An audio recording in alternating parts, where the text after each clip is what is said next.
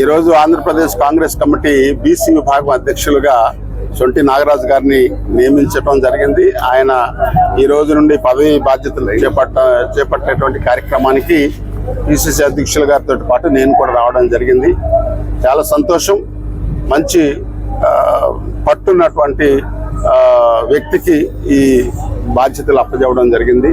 నేను ఒక్కటే మనవి చేసుకునేది అంటే, ఈ రాజకీయంగా, సామాజికంగా, ఆర్థికంగా మనం ఎదగాలంటే సమాజంలో ఉన్నటువంటి అన్ని వర్గాల వారి భాగస్వామ్యం కావాలి. ఈ దేశం కానీ రాష్ట్రం కానీ బాగుపడాలని కేవలం 15% ఉన్నటువంటి వాళ్ళు మాత్రమే రూల్ చేయాలి, మిగతా వాళ్ళందరూ బానిసలుగా ఉండాలనేటువంటి ఆ వ్యవస్థ మారాలి.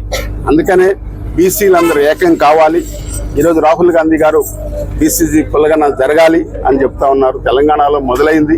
ఒక రోల్ మోడల్గా ఆ కులగణన జరిగినట్లయితే బీసీల్లో ఎంతమంది మరి అన్ని రంగాల్లో ఉన్నారు, చాలా ముఖ్యమైనటువంటి రంగాలు ఉన్నాయి. ఈరోజు విద్యారంగంలో కానీ, వైద్య రంగంలో కానీ, అదేవిధంగా వ్యాపార రంగంలో కానీ, సినీ రంగంలో కానీ, రియల్ ఎస్టేట్ రంగంలో కానీ ఎవరు ఎక్కడ ఏ పాత్ర పోషిస్తున్నారు అనేటువంటిది ఒక సర్వే జరగాలి. ఆ సర్వే జరిగినట్లయితే ఒక ఎక్స్రే లాగా పరిస్థితి వస్తుంది, సామాజిక పరిస్థితులు తెలుస్తాయి. దాన్ని బట్టి ఏ రకంగా మనం చదువుకొని మన విద్యాబుద్ధులు నేర్పించుకొని ఉన్నటువంటి అవకాశాలు ఉపయోగించుకొని వెళ్ళాలి. సామాజికంగా బలపడినప్పుడే ఆర్థికంగా కానీ లేకపోతే రాజకీయంగా మనకు విలువలు ఉంటాయి అనేది ఒక అంశం. అయితే గ్రామాల్లో అనేక సమస్యలు ఉన్నాయి. ప్రభుత్వం ఏదున్నా కూడా ప్రభుత్వ కార్యక్రమాలు గ్రామాల్లో సరిగా అమలు అవుతున్నాయా లేవా, వారికి ఇబ్బందులు ఉన్నాయా, ఇబ్బందులు ఉంటే అక్కడ ఉన్నటువంటి అడ్మినిస్ట్రేషన్ పరిపాలన చేసేటువంటి అధికారుల దగ్గరకు ఏ రకంగా మనం వెళ్ళాలి అనేటువంటి ఈ 2 కార్యక్రమాలు. ఒకటి ఏంటంటే గ్రామాల్లో చదివించాలి, ఏకంగా ఉండాలి, మనకు నెగటివ్ వద్దు. చాలా ఉన్నాయి, వ్యసనాలు ఉన్నాయి. వ్యసనాలకు దూరంగా ఉండే విధంగా కాంగ్రెస్ పార్టీ కేవలం పవర్ కోసమే కాదు, సమాజంలో అన్ని వర్గాల వారు అభివృద్ధి కావాలని చెప్పి చేసేటువంటిదే కాంగ్రెస్ పార్టీ యొక్క ఫిలాసఫీ. ఈ 75 సంవత్సరాలు అదే చేశాం. విడగొట్టడం కాదు, కలపడం మా ముఖ్యం. అందుకని అదే విధంగా మీరు చేయండి.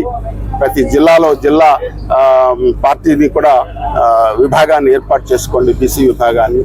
బీసీల్లో ఉన్నటువంటి 17-18 కులాలందరినీ కూడా కలుపుకొని పోండి. అందరూ ఏకంగా ఉండండి, కలహాలు వద్దు. ఇది సామాజికంగా మనం ఎదగాలి. కాంగ్రెస్ పార్టీ ఆశించేది ఏంటంటే, కాంగ్రెస్ పార్టీ మీకు అండగా ఉంది, అందుబాటులో ఉంది, కానీ మీరు కూడా దాని భాగస్వాములై ఉపయోగించుకొని తద్వారా సమాజానికి ఉపయోగపడాలి, తద్వారా పార్టీని కూడా బలపరచాలి అనేటువంటి ఒకటి అంశం. వ్యక్తిగతంగా, కుటుంబ పరంగా మీరు పిల్లల్ని బాగా చదివించండి. మాలాంటి వాళ్ళు గ్రామాల్లో మేము పని చేసుకొని చదువుకొని కష్టపడి పైకి వచ్చాం, మీరెందుకు రారు? ఇది ఈరోజు చెప్పదలసినటువంటి అంశం.